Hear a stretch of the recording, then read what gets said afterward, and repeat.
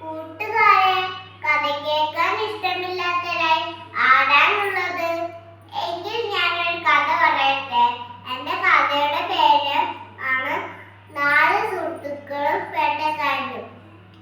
പണ്ടൊരു കാട്ടിൽ ഒരാമ, ഒരു എലി, ഒരു മാൻ, ഒരു കാക്ക എന്നിവർ വലിയ സുഹൃത്തുക്കളായി താമസിച്ചിരുന്നു.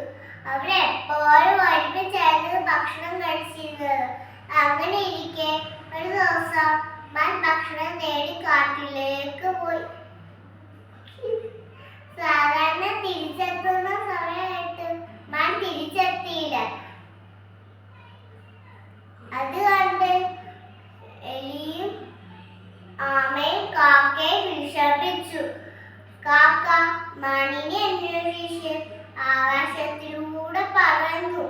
കുറച്ചു ദൂരം ചെന്നപ്പോ മാൻ വേട്ടക്കാരന്റെ വല കുടുക്കി കിടക്കുന്നു കണ്ടു. കാക്ക വേഗം തിരികെത്തി ആമയുടെ എലിയോട് വിവരം പറഞ്ഞു. അവർ 3 പേരും വേഗം മാനിന്റെ അടുത്തെത്തി. മാൻ വിഷമിച്ചിരിക്കുകയായിരുന്നു. മാൻ അവരോട് പറഞ്ഞു, "നീ വേട്ടക്കാരൻ വരാൻ അധികം സമയമില്ല. എന്തെങ്കിലും രക്ഷപ്പെടാനുള്ള വഴി കണ്ടെത്തണം." കാക്ക പറഞ്ഞു, "പേടിക്കേണ്ട കൂട്ടുകാരാ, എലിക്ക് വല മുറിക്കാൻ കഴിയും." എലി വേഗം തന്നെ മാനിനെ രക്ഷിക്കാൻ തയ്യാറായി. എന്നാൽ വല മുറിക്കാൻ ഒരുപാട് സമയം എടുത്തു. അതിനു മുമ്പ് വേട്ടക്കാരൻ അടുത്തെത്തി. കാക്ക വേട്ടക്കാരനെ കണ്ടപ്പോ പറന്നുപോയി. എലിയും മാനും ഓടി രക്ഷപ്പെട്ടു. എന്നാൽ ആമയ്ക്ക് പതുക്കെ മാത്രമേ നടക്കാൻ കഴിയുള്ളൂ. അതുകൊണ്ട് വേട്ടക്കാരൻ ആമയെ പിടിച്ചു. അതുകൊണ്ട് എലിയും മാനും വിഷമിച്ചു.